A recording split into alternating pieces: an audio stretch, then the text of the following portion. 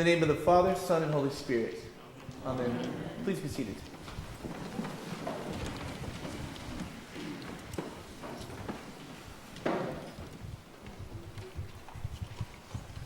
The lectionary is often an interesting thing. You never know what to expect. Being that I'm still relatively new to the Episcopal Church and new to the priesthood, a couple years, it's fun how the sudden feast days pop up on you. I was plugging along the last few weeks, getting used to the rhythms of the Gospel of Matthew, and suddenly I noticed the lectionary readings were out of Luke. And I thought, wait a minute. All right, the Feast of the Transfiguration. What is Transfiguration? Anybody want to take a guess? Change. New form. New beginning? I like to think of it not only as change, new form, a new beginning, but a celebration of Epiphany. Anyone know what Archimedes said? It's the name of a town in Northern California? Eureka. I found it. That was an Epiphany. We celebrate the Feast of the Epiphany at the beginning of the year when Jesus is revealed at his baptism. So, Epiphany, what is that? A new awareness. An aha moment. Has anyone ever had an epiphany in life? Good. Me too. So in the gospel story, the transfiguration is understood normally to be the revelation of Jesus' true nature. Something that the disciples who were weighed down with sleep, I wonder if they were even supposed to see. But because they stayed awake, they were able to see. But in Moses' story, transfiguration is a manifestation of intimate, direct relationship with the divine. I would say in Jesus' story as well. Now, Moses and Elijah are there on the mountain with Jesus. Why? Has anyone ever wondered that? Why would those two prophets be at the mountain with Jesus? Well, the answer to that could be that Jesus' mission is a continuity of these key prophets. Jesus follows in the footsteps of Elijah, who follows in the footsteps of Moses. Now, what are the missions of Moses, Elijah, and Jesus? Well, Moses, what did he do? What now? Deliverance from Egypt, which is a form of salvation. What else? Go-between God and the people. He's the go-between God and the people. He's the mediator. That is the role of prophets, to be a mediator between God and the people. Now, what happens to him when he spends a lot of time with God?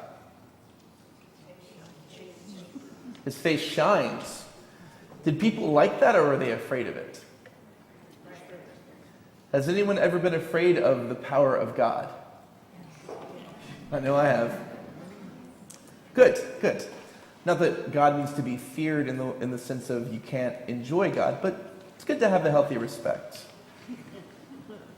So Elijah, why is Elijah there? What was his role? A little less known than Moses. Did he bring them back from Babylon? Was he part of that? Good guess, but no. He was a bit before. He was the one who called out King Ahab for marrying Jezebel. Has anyone ever heard the name Jezebel before? It's a little more familiar than Ahab. Jezebel. That was a common throw around where I grew up for people for women that were not well respected, unfortunately. She didn't like the fact that Elijah was calling Ahab out for the fact that she was bringing Baal worship into Israel. She tried to have him killed. Imagine that. So there was a big fight between the two of them. He was the one who had a contest with the prophets of Baal to see who was the true God. Does anyone remember that story? So it was a story I heard a lot growing up in the Southern Baptist Church. You had the prophets of Baal and Elijah saying, all right, let's see who the real God is here. The prophets of Baal set up their altar. Elijah set his up. And the ones who could call down fire from heaven from their God would be proven to be the real one. Well, the prophets of Baal danced around the altar, sang out, cried out, cut themselves, did all these things. And Elijah taunted them. And it didn't happen. Elijah had water thrown over the sacrifice, prayed to God, and God consumed the entire thing. But what is most important for this situation is Elijah had the same thing happen to him as Enoch in Genesis. Do you know what that is? He was taken up. He didn't die. God took him up from the earth. In the story of Elijah, he was taken up in a chariot. Now, he was also understood by Jewish culture, particularly after the Second Temple era, to be the one who would return to earth and announce the coming of the Messiah. Anyone surprised by that one? I know I was. So Jesus not only is Moses 2.0, but he's also the one who is seen as the fulfillment of the return of Elijah by many, and brings a covenant like Moses did, and is seen as a deliverer like Moses, and his face shines like Moses. And when he dies and is resurrected, what happens after that? He goes up. He gets taken up into heaven, like Moses and like Enoch and Elijah.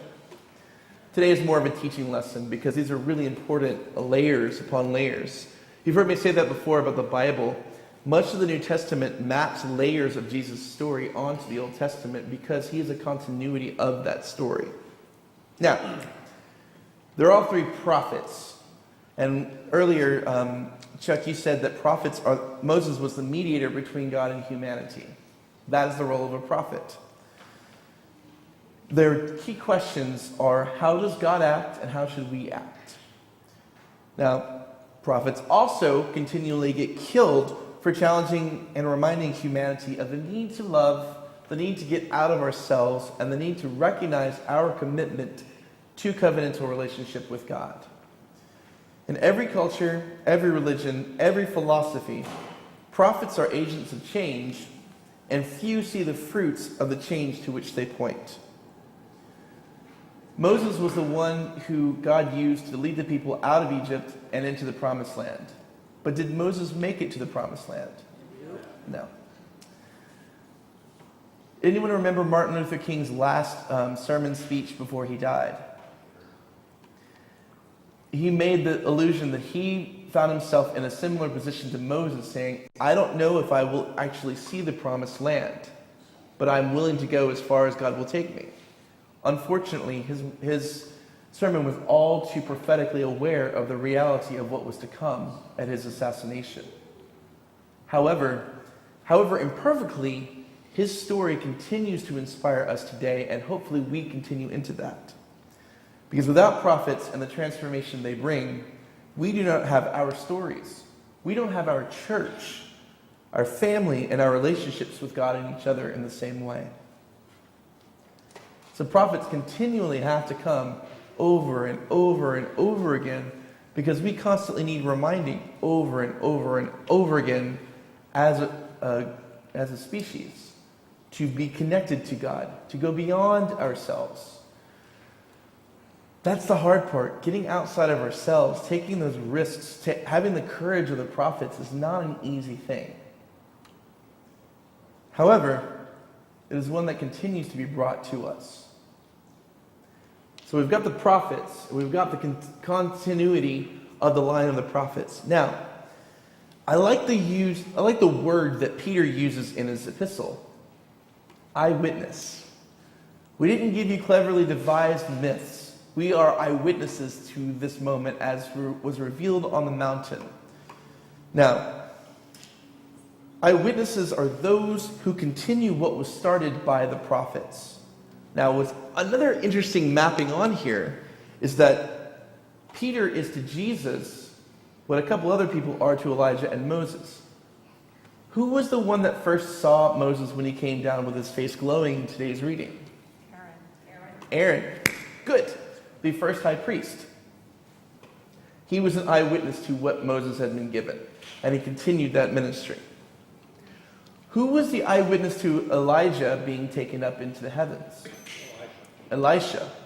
Has anyone ever heard the expression, taking up someone's mantle? It was a very popular phrase growing up in the South. Literally what it means is, in the story of Elijah and Elisha, God reveals that Elisha is the one to follow in Elijah's footsteps. And so he takes off his mantle literally and puts it on the shoulders of Elisha. When he's taken up, Elisha continues the ministry that he witnessed Elijah doing and takes on that role. So like Aaron to Moses, like Elisha to Elijah, Peter is Jesus, and his ministry, along with all the other eyewitnesses that were there, continue that process. How are we eyewitnesses to the revelation of God's presence in our lives? We are the continuity of that same story. What's it like to be followers who, having witnessed the grandeur of God's relationship to our prophets, are called to take up that mantle and continue that ministry? Where have we seen someone, maybe not literally shining skin, but have you seen someone in your life who was a prophet and seen the power of God in them? Does anyone? It's okay if you haven't. I mean, it's not exactly a normal thing to see every day. But I think those who have seen the videos of the speeches of Martin Luther King, or the speeches of Gandhi, or those who continue to stand up for love in the world, for Winston Churchill, for example, in World War II. What does it mean to continue in the work that those people have done in the world? I think that's what the story of this week's narrative of the Transfiguration is about. We continue, if we are awake, which is not easy to do at times, to begin to see where God might be working in the world, to where God is revealing God's self to us, and looking at how we can continue the work that God leads us into.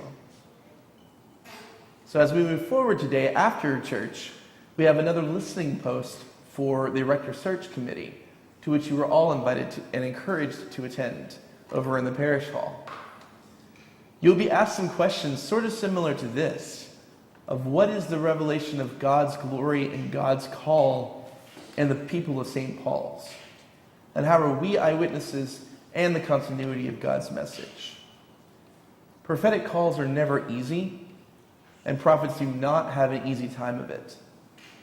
And yet, prophets are the ones that are held up through history as the ones who inspire us to live our best lives. Jesus' transfiguration wasn't merely to show his power and his glory. It was a reminder of the fact that his message, because of his power and glory, and the strength in the love that he brought, is our call as Christians, as our call as St. Paul's, to continue to bring into the world, building God's kingdom on earth. Amen.